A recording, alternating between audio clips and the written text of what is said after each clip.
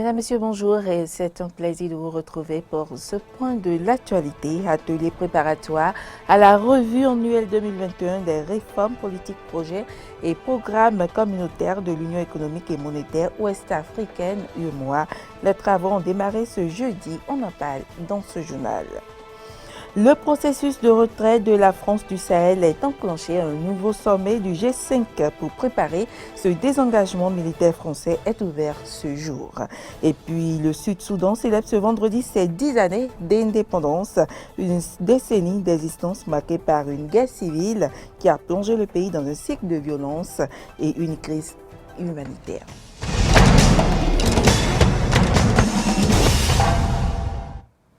Bienvenue à toutes et à tous. Ouverture ce jeudi d'un atelier préparatoire à la revue annuelle 2021 des réformes politiques, projets et programmes communautaires de l'Union économique et monétaire ouest-africaine UEMOA. Des cadres de l'administration béninoise prennent part à cette rencontre. Suivez le point avec Frédéric Espoir Mambo. C'est un atelier qui vient en prélude à la revue annuelle des réformes politiques, programmes et projets communautaires de l'Union économique monétaire ouest-africaine de l'année 2021. Une rencontre qui rassemble la commission de l'UEMOA au Bénin et les représentants des ministères impliqués dans les actions communautaires. Pour Armand Souton, au-delà des performances réalisées par le Bénin, le pays reste encore très ambitieux. L'ambition de cette année est d'amener le Bénin au premier rang en matière de taux de réalisation des réformes politiques, programmes et projets communautaires de l'UEMOA.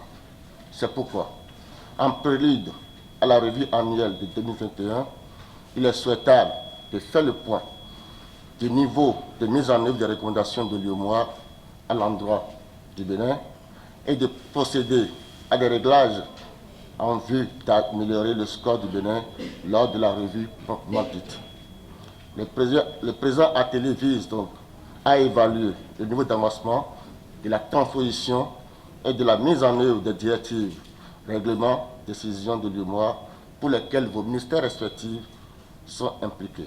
À en croire le représentant résident de la commission de l'UEMOA au Bénin, cet atelier est une auto-évaluation, un exercice fortement recommandé aux États membres. Comme vous le savez déjà, l'atelier d'aujourd'hui, qui nous réunit donc ce matin, rentre dans le cadre des préparatifs de l'édition 2021 de la revue annuelle des réformes, politiques, programmes et projets communautaires. Auparavant, il sera sans doute nécessaire, au cours de cet exercice, de faire le bilan de l'édition de 2020, d'aborder les dispositions aussi nécessaires pour l'organisation, la tenue de la revue de 2021. Avant de lancer les travaux, le représentant du ministre d'État en charge de l'économie rappelle l'importance que revêtent pour le Bénin les actes communautaires. Le Bénin, à travers le pilier 2 du programme d'action du gouvernement, a mis l'accent sur l'accélération de l'intégration sous-régionale. C'est ce qui justifie l'attention particulière que notre pays accorde au suivi et à la mise en œuvre des actes communautaires en soutenant cette évaluation qui participe au respect des normes et des engagements communautaires. Le présent atelier prend fin ce vendredi 9 juillet à Cotonou. Dissolution du fonds routier et de la compagnie béninoise de navigation maritime Cobenam SA, des décisions issues du Conseil des ministres du mercredi dernier. On revient sur le point de la rencontre avec Wilfried Léandre Humbedi, secrétaire général adjoint et porte-parole du gouvernement. Titre des mesures normatives.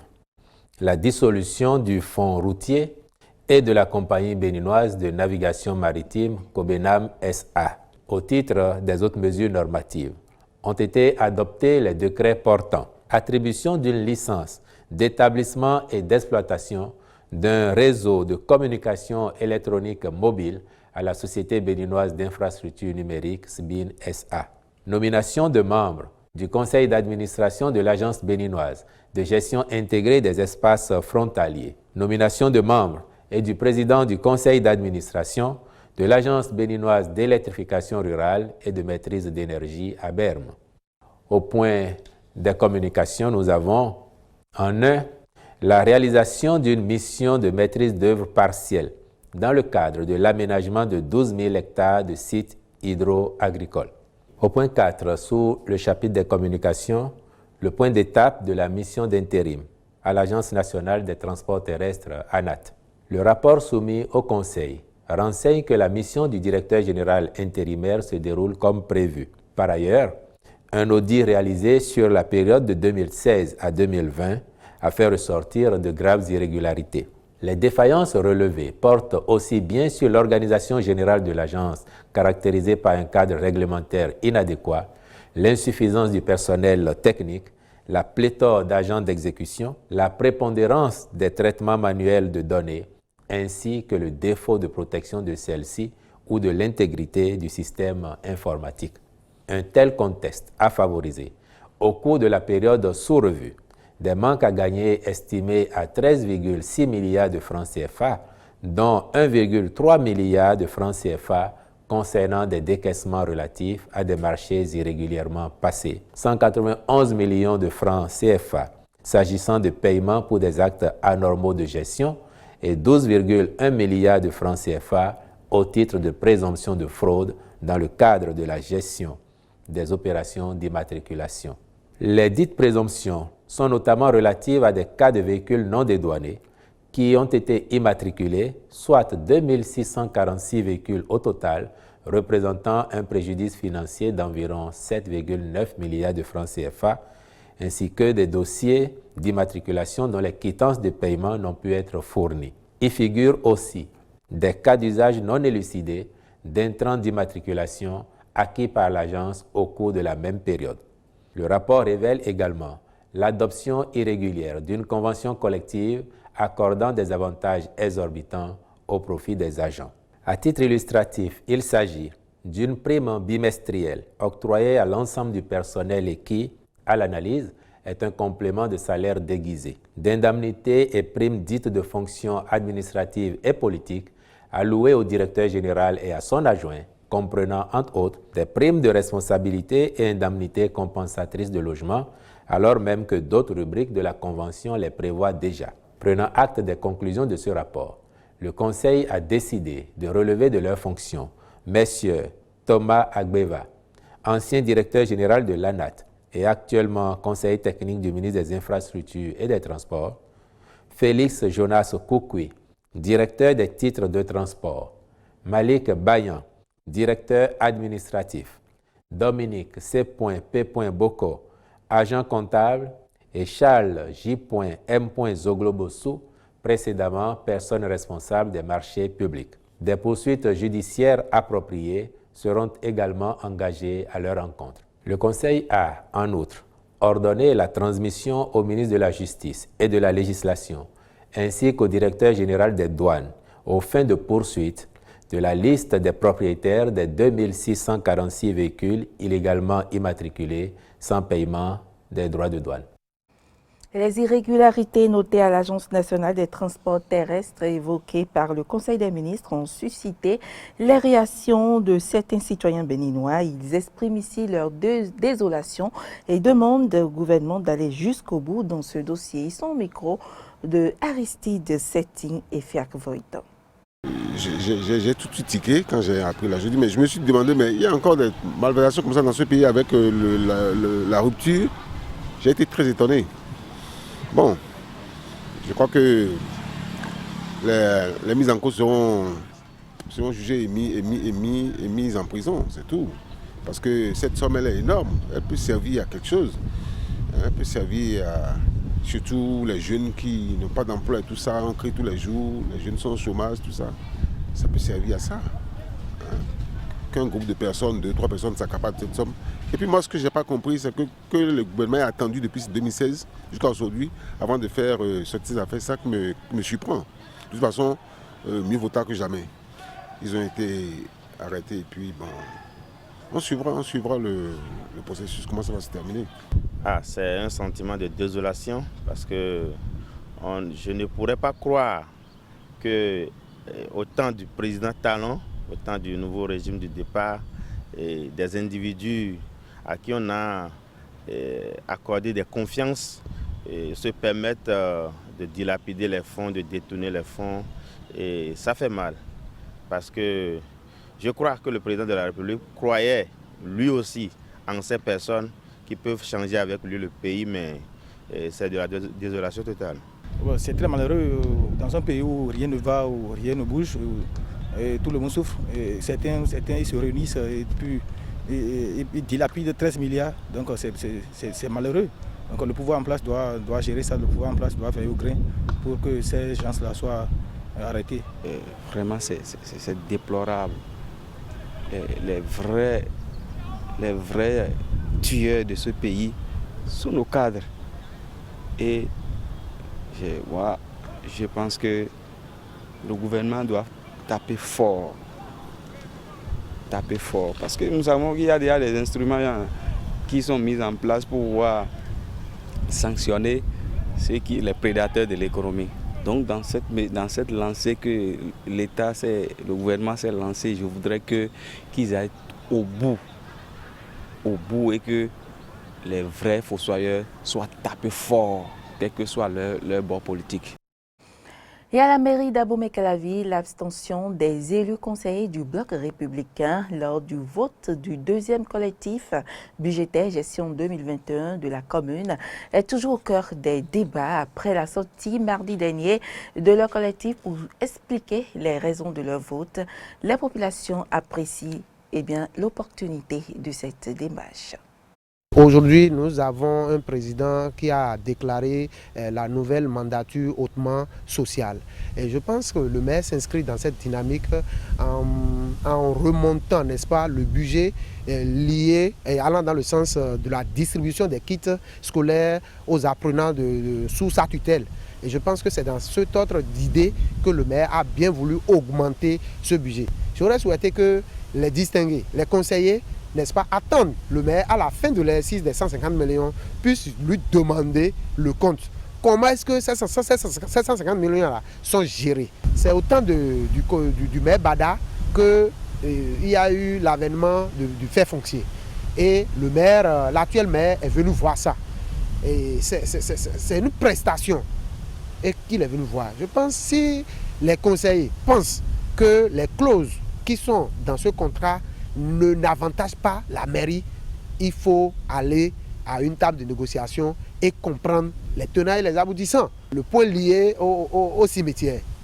Là également, c'est également une prestation. Il faut aller voir les contrats de base. Dans leur démarche, nous avions compris qu'ils étaient dans une démarche d'aider le maire de la commune d'Abomey-Calavi à suivre la droiture. Et quand on prend par exemple le système de fer foncier, dans la commune d'Abomey-Calavi, c'est un système que nous avions tous déploré parce que nous, citoyens, ne savons pas de façon claire à quoi sert ce système. Quand nous prenons par exemple les kits scolaires qu'on distribue aux élèves dits démunis et excellents, voyant un peu la qualité des kits distribués, que nous connaissons les chiffres, comment on peut porter cela à 150 millions? Et c'est une nouvelle ligne budgétaire qui a été créée. Donc je vois que ces conseillers communaux sont dans une bonne démarche puisque nous n'allions pas tout le temps retrouver un maire en prison après la fin de son mandat ou avant la fin de son mandat. Ce qui a créé même la conférence de presse pour nous autres, c'est plutôt les réactions après le vote. Vous savez, un conseil communal n'a pas un mandat impératif. Ouais, nous n'avons pas d'ordre à recevoir de quelqu'un avant d'aller voter. Nous sommes tous intellectuels, nous avons la capacité de mûrir nos réflexions par rapport à tel ou tel point. Mais déjà qu'ils ont exprimé sur place, ils ont dit pourquoi ils ont voté abstention. Ils ont exprimé. Donc normalement, ça suffit déjà. C'est certainement les commentaires qu'il y a eu autour de ce vote-là qui ont suscité la conférence de presse pour pouvoir expliquer un peu, puisqu'ils sont traités de boycotteurs, des gens des saboteurs, des gens qui n'aiment pas le développement donc, de la commune. Et je crois qu'aucun conseiller ne peut accepter qu'on lui laisse cette odeur-là sur la peau. Tout n'était pas parti pour que ça soit une réaction de tic au tac. Parce qu'aujourd'hui, j'ai lu sur les réseaux sociaux que le maire aussi doit répondre par rapport à ces différents points-là. Nous pensons, en tant que FCBE, nous pensons que la population d'Abomey-Calavi n'a pas besoin de ça pour le moment. On a plutôt besoin de trouver des solutions pour ceux-là qui sont inondés, de trouver des solutions pour nos voies qui sont dégradées, de trouver des solutions pour le développement réel. C'est de ça qu'on a besoin. Et on reste dans la commune d'Abomey-Calavi. Les caniveaux aux alentours de certains établissements et le long des pavés du quartier Semin sont à ciel ouvert. Une situation qui perdure depuis des années et qui cause d'énormes dégâts. Une équipe de la rédaction est allée sur le terrain pour vous. Voici le compte rendu de Cano François Oumbéli-Rinto. On voit que c'est pas bien. C'est sale, comme vous le voyez, c'est très sale. Ça sent.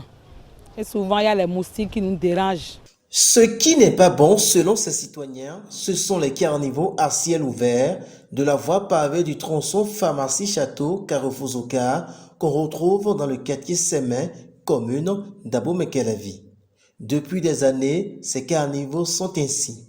Une situation que déplorent les populations. Ça dérange effectivement beaucoup parce que ceux qui n'arrivent pas à jeter leurs ordures dans les poubelles et autres, il n'y a plus de tas d'ordures dans la ville comme ça. Et ils sont dans la nuit, là, ils passent là et ils font que jeter les ordures et cela bouche les caniveaux. Tout est ouvert et puis il y a des tas d'ordures qui se rentrent dedans et puis qui bouchent les trucs. Et puis les odeurs aussi, ça nous dérange aussi dans le quartier, vous voyez. Mais je vois que la mairie ne dit rien à propos de ça. C'est pas bien, pourtant ils cherchent les gens au lieu de s'occuper de ces caniveaux-là qui sont ouverts à ciel ouvert comme ça, vous voyez. Oui, ça nous empêche. Déjà que ça sent, est-ce qu'on peut s'arrêter là où il y a l'odeur nauséabonde? Ça sent, les gens ne s'arrêtent pas. C'est un tronçon qui est fortement emprunté par les usagers.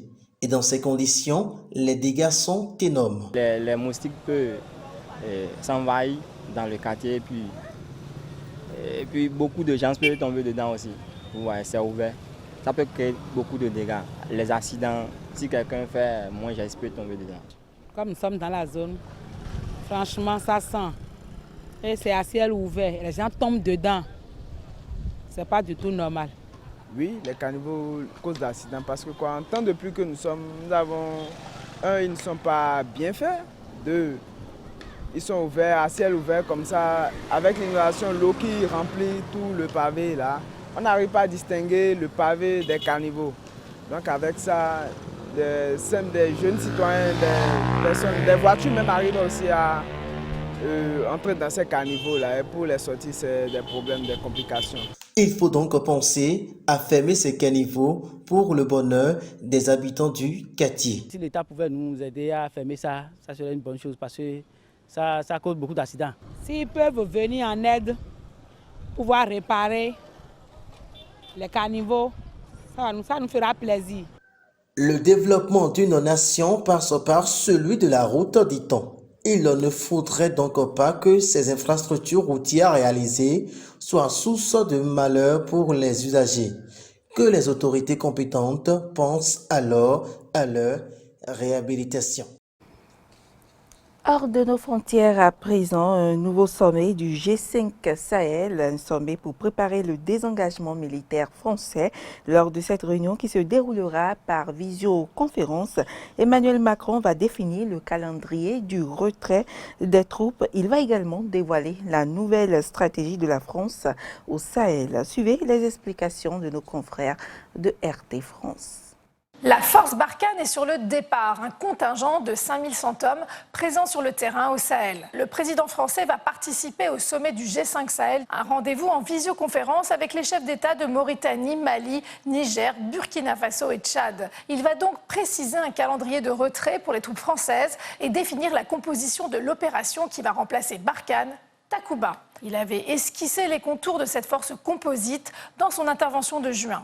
L'état final recherché, c'est évidemment de réduire nos emprises multiples, de réduire la logique opération extérieure, de garder deux piliers. Un pilier lutte contre le terrorisme avec des forces spéciales, structurées autour de Takuba, avec évidemment là-dessus une forte composante française, avec encore plusieurs centaines de soldats, et des forces africaines, européennes, internationales à nos côtés. Cette opération Barkhane, au fil du temps, est devenue très critiquée. Elle a pris la relève en 2014 de l'opération Serval, initiée par François Hollande en 2013. L'ancien président français avait alors répondu à l'appel au secours du chef d'État malien par intérim, Diokounda Traoré. Ce dernier était dépassé par les troubles occasionnés par les groupes indépendantistes Touareg et les groupuscules islamistes au nord du pays. Ces derniers ont été rapidement contenus, mais ils se sont ensuite éparpillés et se sont mis à fourmiller bien au-delà du Mali, au Niger et au Burkina Faso. La France est alors embourbée dans une sorte de mission impossible face à des millions de kilomètres carrés de désert. La population locale, prise en étau entre les militaires nationaux, alliés de Barkhane, et les chefs djihadistes qui venaient prendre le contrôle des villages, s'est alors mise à critiquer cette opération. Une présence française enlisée, de moins en moins légitime et de plus en plus contestée par les pays du Sahel. Emmanuel Macron veut tourner la page. À moins d'un an de la présidentielle, il compte profiter de l'impact d'un retour des troupes à la maison. Il en appelle à un sursaut au Mali pour que le pays se saisisse lui-même de sa sécurité et dote son pays de moyens pour son armée. Emmanuel Macron a même interrompu brièvement la coopération militaire à la suite du coup d'État de mai. Depuis, les patrouilles conjointes ont repris au Mali, une manière d'enclencher une nouvelle stratégie après avoir frappé du poing sur la table. Un redémarrage qui certainement inclut des engagements côté malien. Et en tout cas, le Conseil national de transition en appelle à une coopération continue. Peut-être demain, si le Mali continue de sombrer, c'est le Sénégal, la Mauritanie, la Guinée qui risquent de tomber. Et tous ces pays-là sont des partenaires stratégiques de la France. Si le Mali tombe, si cette digue est rompue, cette digue malienne est rompue, ce sera aussi une partie de l'Europe occidentale qui sera touchée. Même si la France retire ses troupes, Emmanuel Macron compte maintenant convaincre ses partenaires occidentaux qu'il faut s'investir, même si c'est d'une autre manière. Parviendra-t-il à avoir gain de cause alors même qu'on le voit quitter le territoire? Si la France est moins partie prenante, sera-t-elle écoutée par les pays du G5 Sahel? Des nations africaines en difficulté, en crise, qui pourraient être soulagées par des négociations avec les djihadistes pour mettre fin aux guérillas? Le soutien de la Russie est également recherché par certains pays du Sahel. Et qui va s'investir dans la force Takuba? Les partenariats et options restent flous. Après le semi-échec et l'enlisement de Barkhane, il reste très difficile pour Emmanuel Macron de bâtir la stratégie d'après pour venir en aide au G5 Sahel et de continuer à assurer une présence française qui, en même temps, ne sera plus tout à fait. Et puis le Sud-Soudan célèbre ce vendredi ses 10 années d'indépendance, une première décennie d'existence marquée par une guerre civile qui a plongé le plus jeune pays du monde dans un cycle de violence et une grave crise humanitaire. Reportage. La joie des premiers mois d'indépendance a rapidement été remplacée par les doutes et les crises. Le Soudan du Sud est encore un pays économiquement fragile. Malgré des ressources pétrolières importantes, le pays est exsangue, ruiné par 5 années de guerre civile qui ont fait près de 380 000 morts. Selon la Banque mondiale, plus de 82% de la population vit sous le seuil de pauvreté. À Juba, la capitale, les habitants ont perdu leur optimisme. J'avais l'espoir qu'un jour nous serions une grande nation. Une nation indépendante développée avec beaucoup de ressources.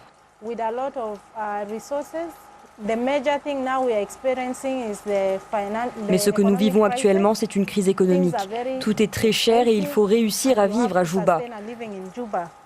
Imaginez qu'un kilo de viande coûte aujourd'hui 10 $ américains. C'est vraiment très cher. Pour nous qui vivons avec moins d'1 $ par jour, ça va devenir encore pire. L'alimentation est en effet l'une des principales préoccupations. Malgré des terres fertiles, l'agriculture a été ravagée par les différents conflits. Les conditions climatiques de ces dernières années ont également aggravé une situation déjà critique. Près de 7,2 millions de personnes sont en situation d'insécurité alimentaire. Une conjoncture très préoccupante pour les dirigeants du Programme alimentaire mondial des Nations Unies qui opèrent dans la région. En tant qu'organisation, nous essayons de nourrir 5,3 millions de personnes ici au Soudan du Sud. C'est donc l'une des plus grandes opérations au monde. Et bien sûr, lorsque vous regardez ce que cela signifie pour la population, nous nourrissons un nombre très important de Sud-Soudanais et nous ne le ferions pas si la situation n'était pas aussi grave.